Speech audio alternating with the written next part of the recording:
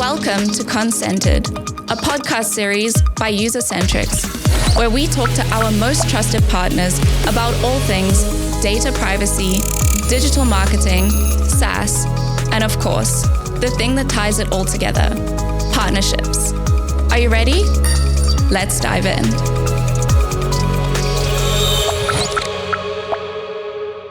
Welcome to our second episode of Consented, Privacy and Trust in SaaS Partnerships, a webinar podcast series fueled by expert interviews, thought-provoking discussions, and actionable tips to help navigate the complex areas of consent, hosted by Usercentrics, industry leader in consent and preference management solutions.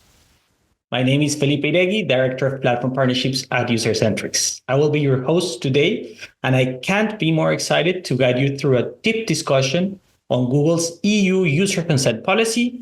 What's changed? What does it mean for marketers?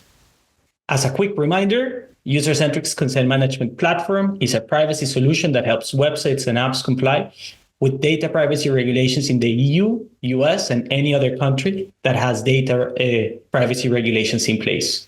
Usercentrics provides a clear, customizable interface for visitors to give or deny consent for the use of tracking technologies, and a powerful backend for small, medium, and large enterprise business to configure consent notice, install the solution, and optimize consent collection. We understand that privacy regulations can feel like a minefield for businesses, and more than ever, importance of partnerships to be successful in the SaaS world. B2B customer needs in the data privacy space are becoming increasingly complex, and no single company can be an expert in all areas and solve every business problem that stems from data privacy. This is why I'm very excited today about our podcast speaker lineup that we're bringing together to help cut through all of the confusion and provide you with a holistic point of view to thrive in a privacy-conscious world. Let's do a quick round of introductions. First up, we have Julian Hicks, Director of Privacy Solutions at Big ID. Hi, everybody, and thanks for joining today, and thanks for the brief introduction there, Felipe. So I'm Julian Hicks, and as has been mentioned, I'm the Director of Privacy Solutions at Big ID. So my role is very much about talking to audiences such as yourselves, really about all things privacy or privacy, how you want to term it. And in that role, I've been involved with privacy since, before GDPR, to be honest, and I've seen a lot of change over that time, and I'm going to reflect on some of those things during today's podcast. But really what I'm hoping for today is that you're going to take away some really good things that make you think about what you need to do around the consent to version 2, and really some thoughts from myself and the rest of the team about all things consent and where we're heading for the future. So that's me. Thank you. All right, then I will take this over. I'm Max, Senior Consultant and Managing Director at DWC. I'm personally working with Usercentrics and the Google tools for, I think, around 6 years now. As an agency, we are implementation partner of Usercentrics. So we are helping businesses to get the CMP up and running and also to optimize it at a later stage, as well as connecting it to the different Google tools. So my role here is to bring some input from the implementation perspective and tell you a little bit more about how the Google Consent Mode works and how you can actually implement it in your website and mobile app. Taking over from my side, my name is Eike Paulat. I'm Director of Product at Usercentrics for our CMP solutions, Cookiebot and Usercentrics CMP. I'm also spearheading for Usercentrics, our Google CMP partnership, and looking forward to our discussion today. Perfect. Thank you very much, everyone. Before we get started, important disclaimer. Today is about a discussion around privacy regulations that is not to be taken as legal advice. Please always consult with your legal counsels on how you should comply with data regulations. Now, with the disclaimer out of place, let's get started. Julian, let me start it off with you. What are the changes we are seeing in the legislation landscape at this moment? Yeah, thanks for that, Felipe. So I think the big question is what's kind of driving the changes. So let's just think back a little bit to some of those regulations and the things that actually sit behind where we are today in regards to ad tech and the requirements around that and consent. So when we think about it, we got the e-privacy directive. All right, so that was one of the sort of one of those initiators. I think it was back in 2002 that came about, and that deals with electronic communication, the use of cookies and trackers, and user consent.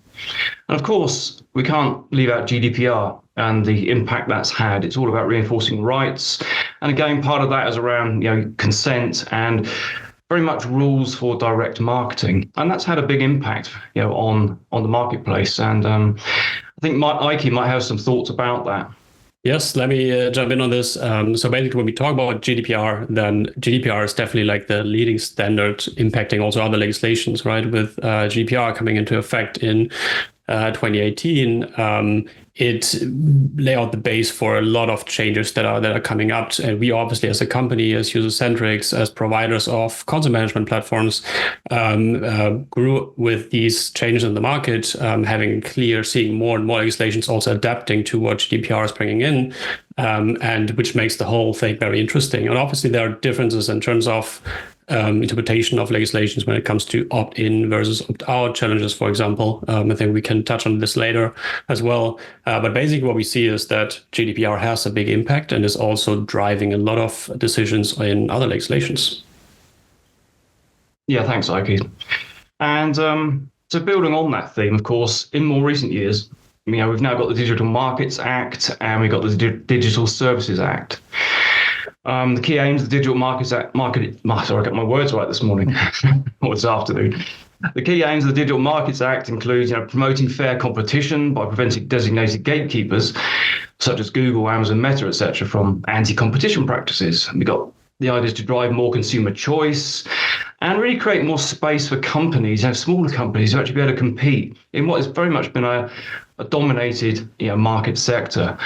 And then, of course, DSA. Digital Services Act is really around preventing illegal and harmful activities online and the spread of disinformation, whilst ensuring safety and the protection of those fundamental rights are also important to all of us. It's not just our business consumers or other people, it's us as individuals. And I think that's an important thing to take away, is that everything we do around privacy is about us as well as people, and that matters. The DSA, originally focused on those very large online platform providers that I've mentioned. Some of them I've mentioned. There's a whole list of them. You can look that up online.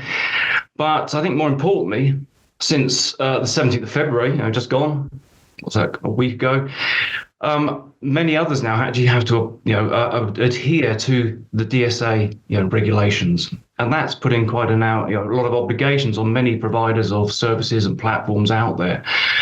And very much the sort of some of the three key areas around this are things like special category data. We know what that is, how important that is.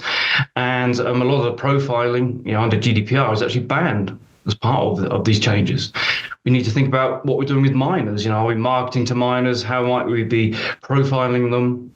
And once again, a very hot topic. It always has been under GDPR, and now much more restrictive in what can actually be done.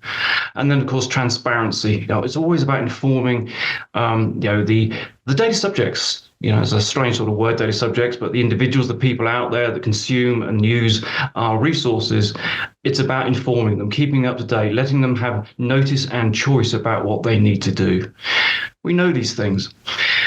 But the knock-on effect, of course, is also that the businesses that now have to comply, those ones we spoke about, or I spoke about, those top providers, so what they call the VLOPs, which is an interesting sort of acronym, but the very large online providers now have to adhere. And they have had to adhere for quite some time, but now they are pushing, of course, the knock-on effect to them down the line, and that's going to be impacting the other providers of services. So that's really dovetails nicely in today's conversation, all about Google and Google Consent Mode version 2.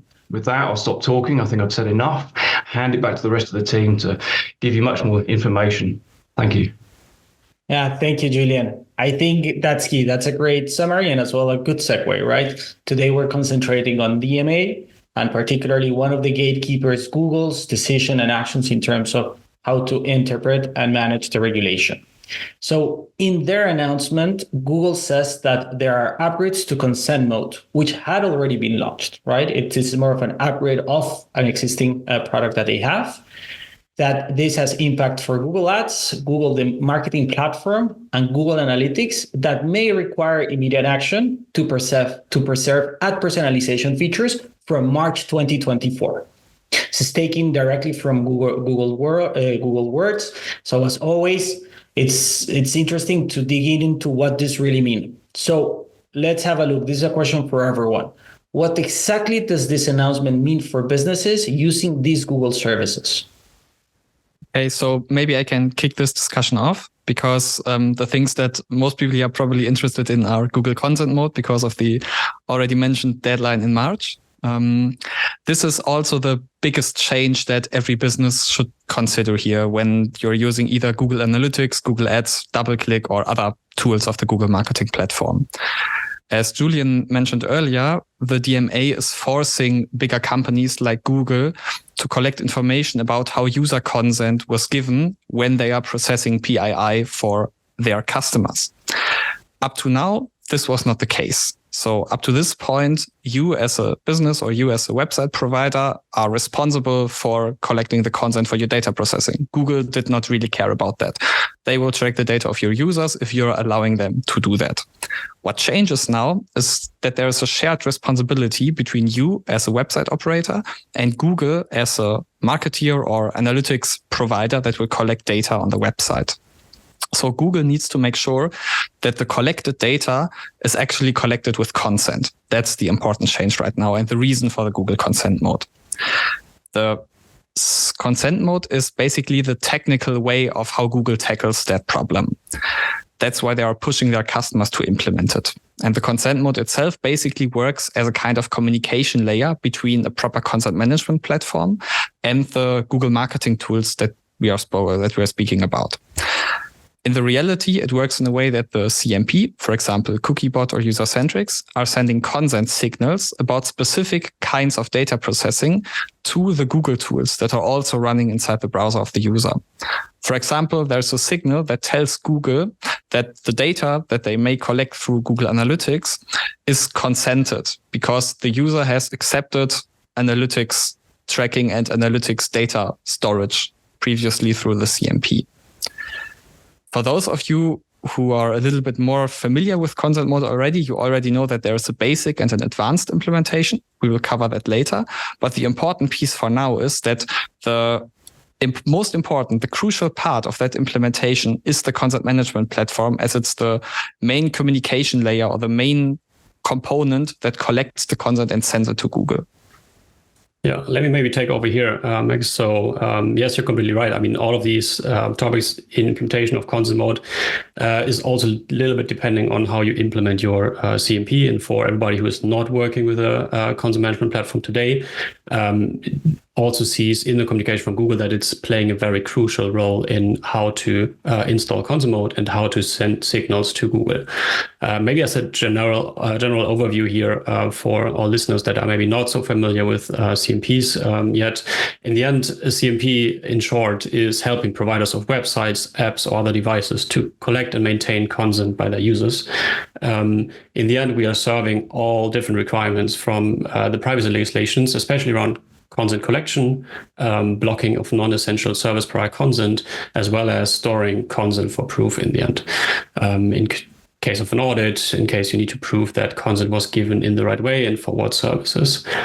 And in the end, what Google's doing, they do certify a few CMPs. For example, our CMP is Cookiebot Usercentrics as a Google certified CMP partner. And with this partnership, we actually focusing on helping the customer to implement consent mode the right way and making sure that all consent signals that are coming from the consent being given on the page are signaled correctly to Google, which is including obviously the default state implementation as well as then the consent signals that we are sending. And there are multiple ways to implement it. You already mentioned basic and advanced mode before. That's something that we both support as a CMP with both our CMPs. And then there are multiple ways how to set that up by basically adding some code around the Google tag as well as the CMP tag on the website to make sure that everything is loading correctly. But we also offer Google Tag Manager community templates, for example. So in case you're already using Google Tag Manager, it's very easy to serve the CMP and also solve all your signals for consent mode with that. There are also different other ways looking into content management system. If you're using a CMS, we usually also offer for the CMS of your choice either a plugin that is solving that directly for you, or there are detailed guides on how to implement that. Or you use one of our partners to implement consent mode, of course. And what we also offer is, in the end, the same for different devices such as app, because in the end, content needs to be given both on websites as well as on apps, in case you offer apps to your customer. And in the end, what we see here is also with the focus from Google on consent mode and getting consent from users, is that it's getting more and more important, if you don't have invested into consent management yet, to make sure that you collect consent for all your services. And that's not only touching Google, that's also touching any other third-party provider that you have implemented on your page or in your app, and make sure that you collect consent before firing any third-party tracker that are doing tracking or sending personal data to third parties. Perfect. Thank you, Max and Ike. That was very clear and very deep. So just a quick recap, because we've learned this from being in the business of compliance, that active repetition, especially around regulation and interpretation, tends to work. So we know that it's clear that due to the new regulations like DMA, gatekeepers like Google are now requiring businesses using its tools, specifically to collect user consent for processing personal data. And the important thing here is to understand that this change creates a shared responsibility between businesses and Google's in ensuring consent-based PII usage. Now, Google is promoting the use of certified consent management platforms, CMPs, as a way for advertisers to streamline their compliance efforts. Providers like Usercentrics, we are a Google certified CMP, both offer a solution to minimize the risk of compliance with DMA for businesses, but also as well, we've done all of the heavy lifting with Google in order to streamline this process for the businesses using our solution. However, we know that implementing the CMP alone isn't a guarantee of success. Customers that have already started with this often are coming with concerns about proper configuration to meet Google's requirements, navigating the variations in regulations across maybe geographies, complexities of Google consent mode. Now, a question maybe looking at Max, could you please elaborate on the crucial steps customers should take after the CMP implementation to ensure optimal results? Yes, of course. And this is a really crucial step because especially for the bigger companies, we can see that Google is actively checking those things that I will explain right now. So it's not only that you as a business should comply with your local legislation, it's also to comply with Google's policy for using the Google tools. You should make sure that you have a configuration that actually is compliant with your local legislation that you have in your country or region in the world. Just as an example, we can see big differences between the US legislations and the European legislations in the moment. While in the US, you still have some states where you can, for example, use an opt-out CMP. So tracking activated by default, user can stop tracking through the cookie banner. Here in Europe, the situation is a little bit different, and you need to make sure that no tracking actually starts before the user clicked on the accept button in the banner. That's called an opt-in solution. And there are several things like these requirements. So there are some specific things in France, for example, with a close icon. There are some things in Germany about how the revocation of consent needs to work. And you should make sure that you know all these requirements from your legislations and that you have implemented them already. And besides that, sometimes we can see customers with a perfectly looking CMP with buttons and everything configured as the legislator wants it. But in the background, some tracking tools are still tracking without consent. So the technical bridge between the CMP and the tracking tool or the tracking cookie is not working all the time. So please also make sure that you have implemented your CMP in the proper way to make sure that no data is collected or no personal data is collected without consent. Great. Thank you, Max. So now we've covered user consent policies. which are a big deal, right? That's the whole topic of not only the podcast today, but the series that we have. But beyond just user consent, what else should our listeners be thinking about to really take control of their data? Maybe Julian, looking at you, let's dive into that. What do you think? Yeah, again, thanks for that little intro. So when we think about privacy, it's a huge subject. But I think for me, the key of it is knowing your data. And I would say that because I work for BID and we're all about discovery and helping customers know their data. But it's so true. And when I reflect back to back to early days of GDPR, and what I saw sort of start to evolve was that very much customers or people I was talking to were really focused on what we call the top-down approach, handling privacy workflow. Okay, so and that means sort of trying to adhere to legislation using typically spreadsheet methods or other methods to maintain an inventory of the data they've got. And that's very manual. It's very prone to error, in as much as you're asking other individuals to give you their view on what data is held and where it is and the amount of it. And you need to really have a better grip on that. And I think as time has gone on, I've certainly seen a big shift into people that I talk to wanting to know their data, to be able to understand what they've got, to maintain a thorough inventory of it, and ideally use that data to help them drive what they need to know. And consent is part of that. If you understand where you've got consent data sources, where you've got data being stored, then that really helps you, of course, to address regulatory requirements.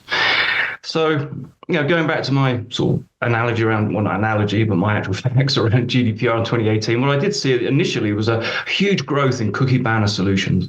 That was very important. Why is that? Well, it's fairly obvious, I guess, because that's where regulators are going to look when they start wanting to find out about a company. They will visit that website. Do you have a compliant cookie banner? And that demand has continued ever since. And I see it, my role is global facing, so I see it obviously in Europe. Europe is very strong. It's very, rich in what it's done with privacy, and sort of does tend, I think, to lead the way in all this. But then, of course, globally, many regulations are popping up across the US states, across other global countries, and cookie banners, consent, what we call universal consent, is part of that.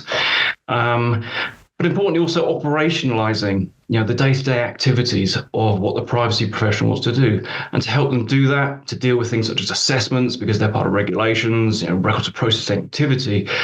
They want more than just handling a top-down approach. They also want to be able to use the data that they know about, that maybe we can do automatically to discover, and that's something that Big ID can help with, and bring those two things together. But of course, also addressing data subject individual rights, another key component of this. And it's all that ties really back to consent. These things all link together ultimately.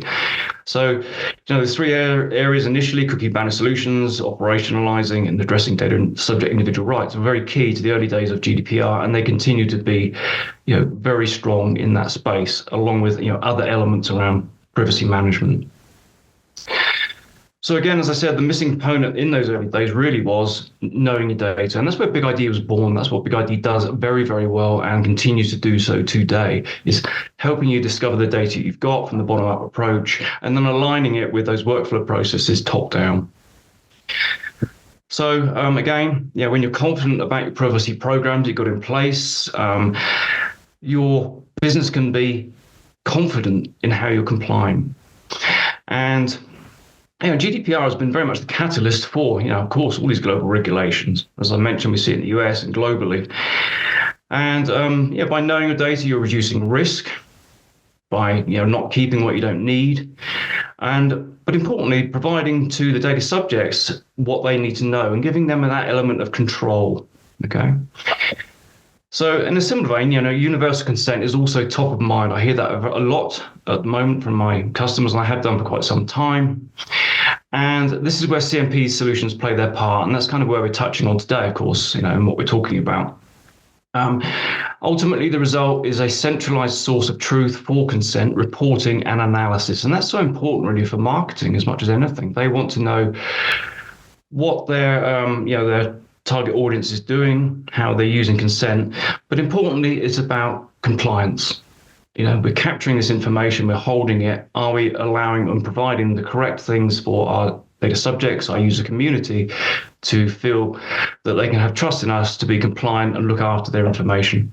So, a bit of a long chat from myself. I'll probably need a drink of water after that one, but I'll hand you back to Felipe for more questions.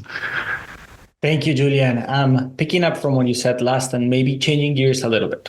We've seen and we've discussed the why, the what, and the what do you need to do. Now let's think about a moment where we're thinking about we've implemented consent mode. What happens next, right? And what Julian was saying was very interesting regarding the user privacy controls. We are giving users privacy controls, right? And what we've seen for marketers, which is a critical issue, and it's across the entire rounds whenever you speak with marketers talking about, is that idea that increasing the prevalence of opt-out options for data collection raises several concerns, right? Firstly, what percentage of crucial marketing data might be lost when adhering to these regulations? Second, with thinking about Google Consent Mode, with the introduction of a CMP in compliance with Google Consent Mode, will this negatively impact advertising return of investment, ROI? And finally, and most critically, I think the important one for marketers is, should marketers be thinking about optimizing opt-in rates, and how can they mitigate these potential issues? Maybe pass it on to Max, which you have a lot of experience implementing with different CMPs. What do you think of this? Yeah, so thank you, Felipe. So as an implementation partner, we are helping businesses to implement Usercentrics consent management platform all around the world, or for customers all around the world. And the good news first, most of the time, the negative impact of a CMP is not as big as it's expected. So what we can see for our customers is that the average opt-in rate is somewhere around 70 and 95%, depending especially on the industry and on the location of the business. So while we see much higher opt-in rates in the USA or in the UK, for example, the opt-in rates in Germany tend to be a little bit smaller or a little bit lower because the users here are just a little bit more privacy focused. But as I mentioned, 70 to 95% just as an average rate here.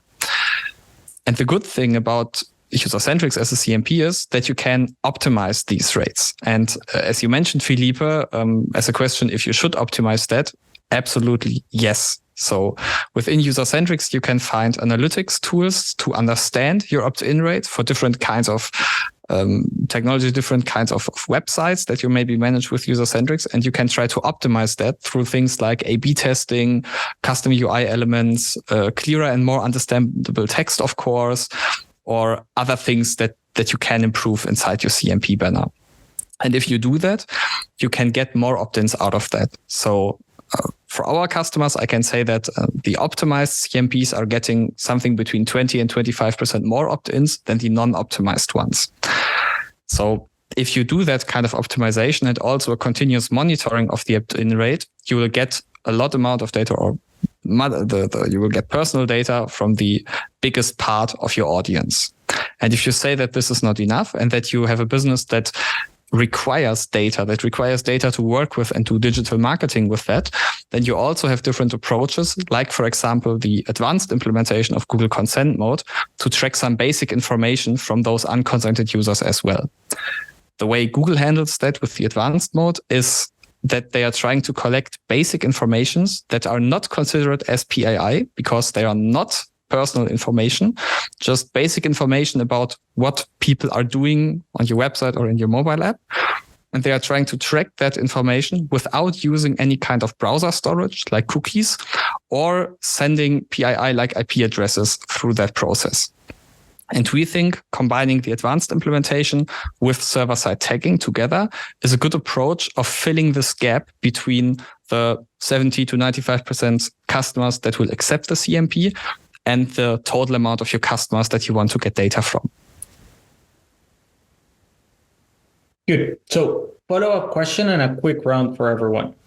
Do you think it would be a good approach to keep privacy and marketing on the same site? Eike, let's start it off with you. What do you think?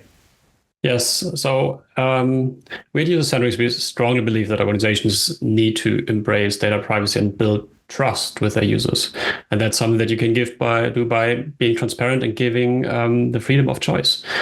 And by saying this, in the end, advertisers and companies and whoever is providing services on a website or an app is in some way depending on data, right? And that can be all kind of data. And some of this is essential data that needs to be collected, or data being sent for essential services that you as a website or app user need, and others is not. And it's important to make that very transparent and give the user freedom of choice on opting in for that or not.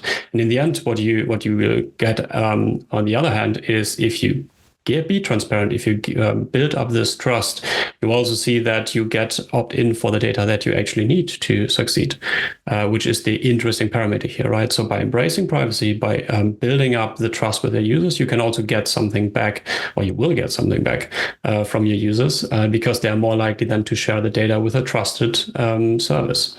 And I think that when we look into consent mode version 2, that's exactly what is happening here, or going in this direction, by exposing or giving the transparency on what is happening, not only by the service that is implemented, but also with the 2 additional bits from consent mode version 2, what is happening in the background, making this transparent to the user and giving them the choice to say yes or no. And exactly doing this and pushing that into the market to make sure that websites, apps are compliant with that, and also benefit from what you get in return, which is trust with your user. And especially also what Max said before in terms of looking into combination with server-side tagging setups, for example, you make this even more compliant in its setup and make sure that only information are shared with a third party, in this case, Google, that is supposed to be shared. Yeah, I mean, I'll jump in on this one as well. I mean, Ike's made some great points, and I like the fact he's used that word trust. It's just so important. And I think, when we think about the teams involved in a privacy program, of course, you've got marketing, you've got sales. Importantly, you've got security, you've got the privacy and legal teams. And it's so important they work together in harmony. And don't sort of see each other as kind of blockers to business. And I think that often is the view of the privacy professional, that they're just a bunch of auditors. They're trying to stop me from doing my business. Well, they're not. They're just trying to ensure that your data is protected and we're doing things in the correct and appropriate way to work with legislation. So my view, somewhat similar to what Ike said, is embrace the legislation. Think of the business data as your personal data and build campaigns and adverts that reflect how you and your business take privacy seriously. And that will build trust and ultimately will win you business, because you're seen as doing the right thing. You're seen as guardians of data, of personal freedom rights. And that will actually have a good knock-on effect and a positive effect for you and your business. So those are my thoughts. Yeah, and I can totally agree with the things that both of you said. So especially this factor about trust is something that seems to be really important for the consumers in the current world. So we also see that for our customers. I think there also was a Harvard study a couple of years ago that tried to measure that effect of giving transparency and information about data collection to the users, and trying to understand if that has a positive or negative impact on things like revenue or click-through rate and things like that. And the result of that was that if you are, as a business, transparent and you give your user the choice to select which data they want to share, and that you explain to them why you need that data and things like that, this can actually lead to more revenue. In that study, I think the result was something like 38%. Probably not for every company, but you don't have to see this whole privacy topic and CMP and legislation as something bad, but as a chance that you can use to improve actual revenue and actual sales for your services or for your goods. Good. Thank you, everyone. Now we're coming close to an end, and we have a consultant on the line. Max will kill me if we don't make it actionable. So Max, what do you recommend our listeners to do as next steps? Okay, so the important thing is the current deadline that everyone here has in mind about the Google tools and the Google EU user consent policy. So 3 things that you need to make sure that you have implemented on your website or mobile app. The first one, you need a proper configured CMP. Very easy. The second step, make sure that this CMP is compliant with your local regulations. So that you have, for example, an opt-in or opt-out solution, depending on where you are, that you have the correct text, the correct button layout, and things like that. And the third point is make sure that you have implemented the Google consent mode, either in the basic or in the advanced mode. The basic mode for now is totally fine and pretty easy to set up. You can do that by selecting a simple toggle in Usercentrics and adding a small script inside of your website. And I think, Eike, there's also some kind of community template for tag managers, right? Correct. So you can use our community templates in the Tag Manager. If you're using Tag Manager as a setup, just like install the template at the Usercentrics or Googlebot ID, depending on what CMP you are using, and then everything is coming in automatically. Good. Thank you, Max. So we're coming now to an end. So let me just recap a little bit of what we've discussed. So we've started the series focused on regulation, right? Regulation is something that is driving privacy in the world. It's an undeniable force whenever regulation is being first introduced, second enforced, either by regulators or by big players, the market changes. We've seen regulation like GDPR having this effect, DSA, as Julian mentioned, and now DMA being enforced from March onwards, particularly by one of the gatekeepers, Google, one of the most important players within the online advertisement business. Second, we know that there is a solution that Google has proposed. I won't go into the details. We've discussed this, especially the next action items. But the key message here is that this solution is about sharing the responsibility of consent, not only for the website owner, but also with Google and with the platform that will use and will intake that personal identifiable information. Besides consent, which is, from our perspective, is the starting point of privacy, then we have a lot different areas that a company should be thinking about privacy, right? Julian walked us through the discovery elements, not only about understanding what data flows, but how it flows into the organization, and the power of harnessing both the discoverability of it and making it actionable. And then lastly, we are really bringing this together into something actionable, which is to say it as well. Today is the 9th of February. So everyone got a free day in the year before enforcement, but from March onwards, so starting tomorrow, enforcement will start to take place, right? So it's not about one day, but it's about the month and whatever is coming for the rest of the year. So it is important for everyone in the line and for our listeners to take that in, to make sure that you understand that an action is needed and it's taken. If you not only want to keep and maintain your business as it is as of today, but also start to think, how can you make privacy a competitive advantage in the future? Now, the last thing that I want to do just before I give a big thank you to the audience is I want to highlight we are this podcast series has been created with partnerships in mind, right? It's partnerships and privacy, two very nice, very big words. And having brought together both DWC as our implementation partner, Big ID as the privacy expert, and Usercentrics as the solution provider, all coming together in this triangle that are three strong companies to solve our customers' needs, particularly helping them both understand, educate, navigate, and implement privacy solutions that making them and helping them minimize the risk of compliance along the way. So with that, I just want to give a big thank you then to Max, Julian, and Eike for your contributions today. It was a great discussion. As always with privacy and regulations, I think it's better if we keep it short. This podcast would be available as well for you to listen in stream or for you to share. So big thank you for everyone, if it's morning, if it's afternoon, and have a lovely rest of your week and have a great start of the weekend.